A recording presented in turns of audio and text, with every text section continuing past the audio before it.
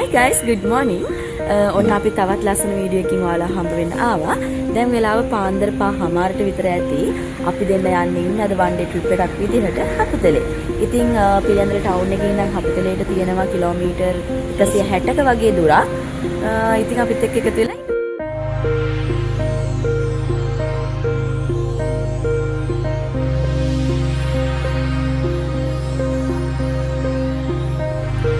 ඔන්න ඉතින් වෙනදා වගේම අපි මුලින්ම කරේ තෙල් ගහ ගන්න ෂෙඩ් එකට ආපු එක.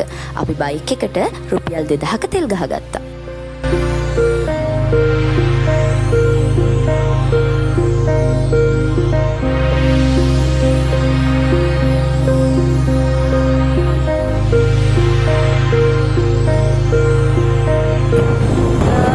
අපි යන ගමන් තමයි ඉන්නේ. අපි හපුතලේ යන්නේ රත්නපුර පාරේ. මොකද අපිට පිළියන්දර ටවුන් එකට ළඟ හොරණ නිසා හොරණ ඉංගිරිය හරහා රත්නපුර පැල්වඩුල්ල පාරට ගිහිනා. ඊට පස්සේ බලංගොඩ හපුතලේ පැත්තෙන් අපි යන්නේ. එතකොට අපි සාමාන්‍යයෙන් පිළියන්දර ටවුන් එකේ ඉන්න කිලෝමීටර් 160ක වගේ දුර ප්‍රමාණයක් තියෙනවා. සාමාන්‍ය පැය 4:00ක් වගේ යනවා. අපි ඒ ගිහින් බලන්න හිතාගෙන ඉන්නේ.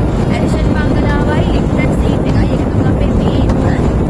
ඊට අමතරව ඉතින් වෙලාව තිබ්බොත් අපි ඒ වටාවට තියෙන මොනවා හරි ලස්සන තරම් හම්බුනොත් ඒවත් වලට වීඩියෝ එකකින් ගේන්න.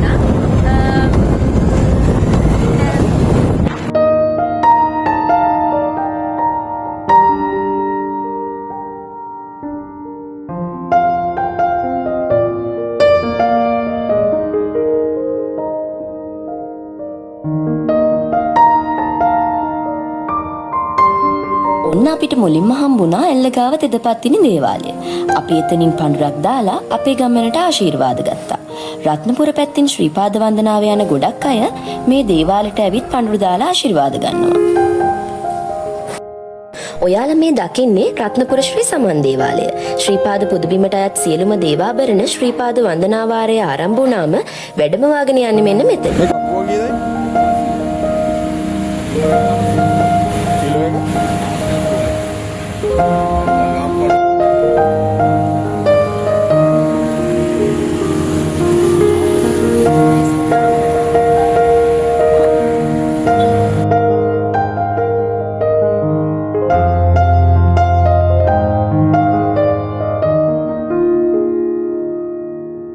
මේ යන ගමනේදී අපිට ලස්සන යාළුවෝ ටිකක් හම්බුණා.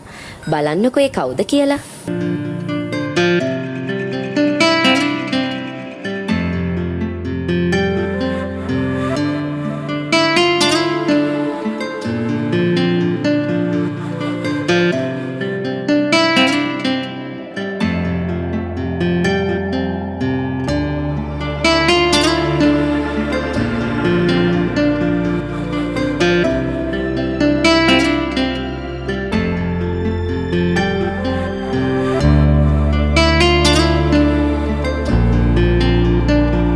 ඔයාලට මේ පේන තියෙන්නේ කළු පහන හන්දිය. ඔතනින් උඩ පාරේ ගියාම ලංකාවේ උසම දියඇල්ල වෙන බබරකන්ද දියඇල්ලට වගේම ට්‍රැවලර්ස්ලා ගොඩක් යන්න කැමති සුන්දරම සහ දුෂ්කරම තැනක් වන යකාගේ පඩිපෙළටත් යන්න පුළුවන්.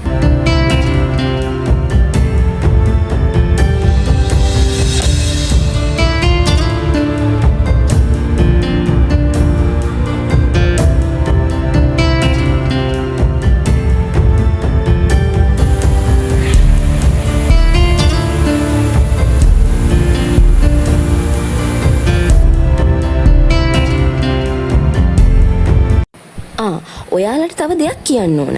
අපි මීට කලිනොත් හපුතලේ පාර හරහා ඔහිය පැත්තෙන් හෝඩන් ප්ලේස් ගියා. ඒත් මේ පාර යද්දී හිතුවේවත් නැති විදිහට මීදුමෙන් පාරවල් වැහිලා තිබ්බේ. ඔයාලට දකින්න පුළුවන් වේවි සීතල මීදුමත් එක්ක අපි අපේ ගමන සුන්දරව ගත කරපු විදිහ.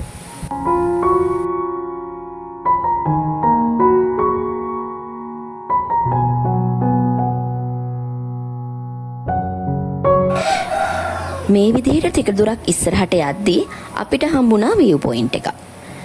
ඔතනට හරි ලස්සනට මේ අවට පේනවා. මීදුමත් සැරෙන් සැරේට එනවා යනවා. හරිම ලස්සනයි.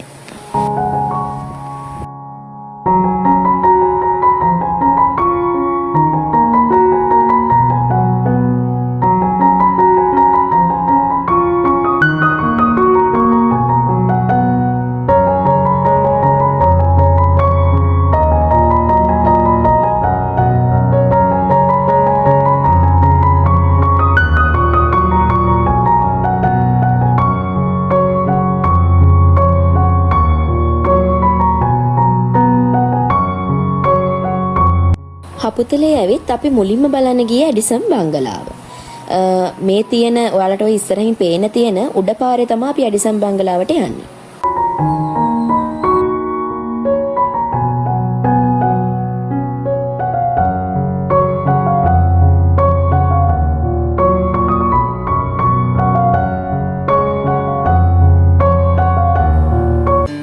ඇඩිසන් බංගලාවට යනවා නම් එතන තියෙන කවුන්ටර් එකෙන් ටිකට් එකක් ගන්න ඕනේ. එක්කෙනෙකුට උනේ රුපියල් 100ක මුදලක්. ඒ වගේම මේ බංගලාව ඉතාමත් විශාල බංගලාවක්. 1931 බ්‍රිතාන්‍ය පාලන සමය තුල තමයි මේක ගොඩනගලා තියෙන්නේ. 1887 වර්ෂයේදී ලංකාවට පැමිණි තෝමස් ලෙස්ටර් විලස් මහතා විසින් තමයි බංගලාව ඉදි කරලා තියෙන්නේ. හපුතලේ නගරේ ඉඳන් කිලෝමීටර් 2ක දුරින් තමයි මේ බංගලාව පිහිටන්නේ. ඒ වගේම මේකේ නිදන කාමර, කියවීම් ශාලා, කෑම කාමර, පුස්තකාල, සඳළුතල ආදී පහසුකම් රැසකින් සමන්විතයි.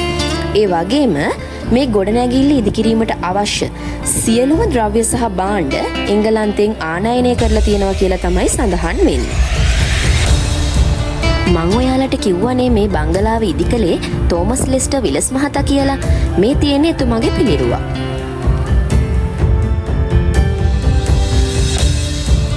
ඔයාලට තව දෙයක් කියන්න ඕන.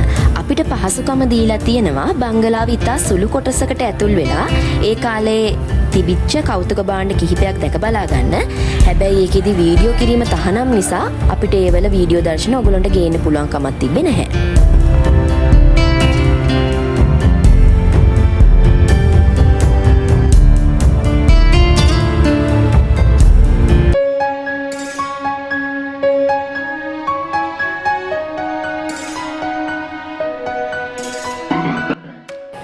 ඇඩිසන් බංගලාව බලලා අපි මේ යන්න හදන්නේ ලිප්ටන් සීට් බලන්න. ඔයාලා බස් එකේ යනවා නම් හපුතලේට ඇවිත් මෙන්න මෙතන නවත්තලා තියෙන දඹේතන බස් එකේ නැගලා තමයි යන්න ඕන. ඒ බස් එක දඹේතන ටී ෆැක්ටරි එක ගාවටම යනවා. ටී ෆැක්ටරි එක ගාවට ගිහිල්ලා එතන ඉඳන් ඔයාලට ත්‍රිවිල් එකක් හරි අරන් තමයි උඩට යන්න වෙන්නේ.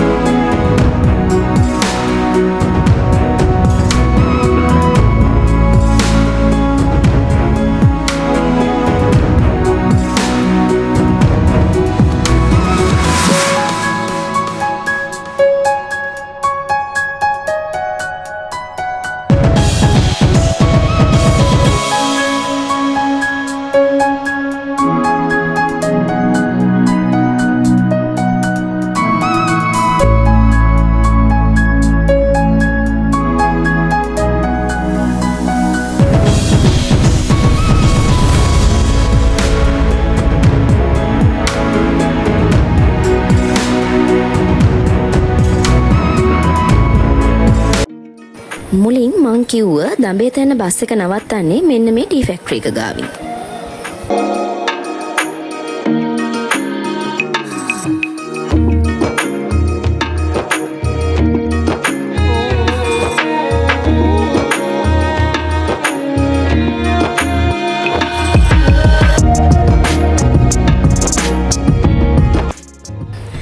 ඔයාලට විශේෂයෙන් දෙයක් කියන්න ඕන මේ පාර හරි කල්පනාවෙන් යන්න ඕන පාරක්. බයික් ත්‍රීවිල් වලින් යනවා නම් පහසුවෙන් යන්න පුළුවන්. හැබැයි කාර් වලින් යනවා නම් යන්න හරි අමාරුයි. මොකද පාර ගොඩක් පටුයි. දෙපැත්තෙන් එන වාහන දෙකකට මාරු වෙන්න ඉඩක් නැති තරම්. මොකද අපි යද්දිත් අවස්ථා කීපයකම මේ වගේ ප්‍රශ්න දැක්කා. ඒ ගැන ඔයාලව දැනුවත් කරොත් හොඳයි කියලා හිතුව නිසායි අපි මේ දේ කිව්වේ. මොකද ඔයාලත් යන්න බලාපොරොත්තුෙන් ඉන්නවා නම් බයික් එකක ත්‍රීවිල් එක වගේ આવොත් තමයි ගොඩක්ම හොඳ කියලා තමයි අපි නම් හිතන්නේ.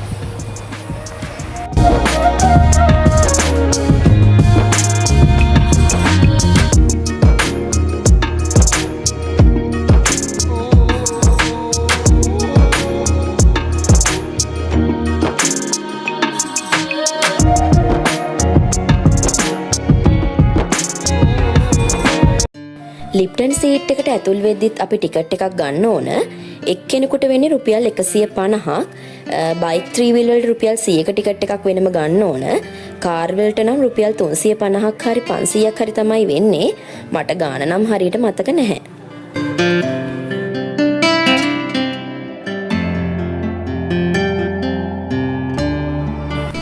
ඔන්න කොහොමින් කොහොම හරි අපි ලිප්ටන් සීට් එකට ආවා. ලොකු කන්දක් නගින්න වෙනවා මෙතෙන්ට එන්න.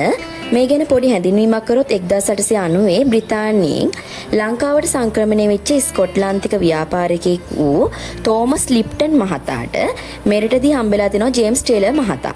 ඒ දෙන්න එකතු වෙලා තමයි තේ රටට හඳුන්වලා දීලා තියෙන්නේ. ලිප්ටන් මහතා මේ ප්‍රදේශයේම ආවරණය වෙන තේ හිටවලා තියෙනවා. ඒ වගේම ලිප්ටන් මහතා දිගු කලක් ඔහුගේ අධිරාජ්‍ය සාමීක්ෂණය කිරීමට මෙම ආසනය භාවිතා කරලා තියෙනවා. අද වන විට මේ ආසනයේ පින්තූර ගැනීමට බංකුවක් මත ලිප්ටන් මහතාගේ ජීවමාන ප්‍රතිමාවක් අඹලා තියෙනවා. ඒ වගේම මෙතන තියෙන විශේෂත්වය තමයි මීදුම නැති පැහැදිලි දවසට ලංකාවේ පළාත් 9න් පළාත් 5ක්ම දැක බලා ගන්න පුළුවන්. ඒ විදිහට අපිට ඌව දකුණ සබරගමු මධ්‍යම නැගිනහිර යන පළාත් ටික බලා ගන්න පුළුවන් වෙනවා. ඊට අමතරව ශ්‍රීපාදය චන්ද්‍රිකා වැව ඒ වගේ ප්‍රදේශයන් රැසක් මේ අපිට බලා ගන්න පුළුවන් වෙනවා මීදුම නැති පැහැදිලි දවසට.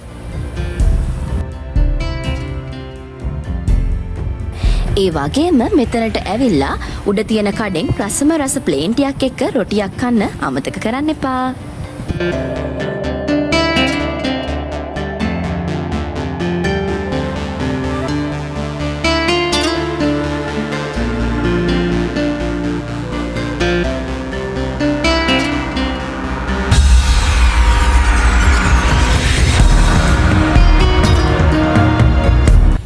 හායි යාළුවනේ, ඔන්න ඔහොම තමයි අපේ හපුතලේ ගමන අද දවසේ නිමා වුණේ. දැන් වෙලාව හවස 4ට විතර ඇති. අද අපි ආයෙ කොළඹට යන්න ඕන. තවත් ලස්සන වීඩියෝ එකකින් ඔයගොල්ලෝ හම්බ වෙන්න බලාපොරොත්තු වෙමින් තමයි ඉන්නේ. අපේ වීඩියෝ එක ලස්සනයි නම් අපිව subscribe කරන්න. නැවත වීඩියෝ එකක් ගේනකම් ඔයගොල්ලෝ සතුටින් පරිස්සමින් ඉන්න. bye.